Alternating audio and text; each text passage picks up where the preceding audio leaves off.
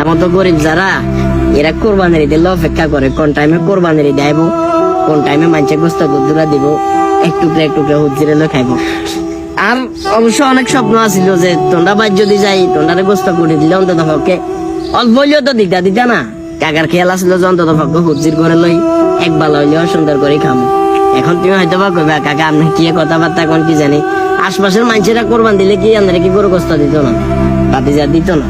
কারণ প্রথমত হয়েছে গরিব, দ্বিতীয়ত আমরা ফ্রিজ বার হয়েছে না, ফ্রিজ বার হইবার কারণে আন্ডা মতো গরিবের আগে যে এক দুই টুকরা গোস্ত কোরবানি দেখাইতে হইতো, এটা অঙ্গা খাইতে পারে না। মানুষ অঙ্গা ফ্রিজেতে গোস্ত ঢুকা লাগে। কাকা আই আমাদের বিষয়টা বুঝছেন এখন আন্না তো আর বিষয়টা বোঝা দরকার।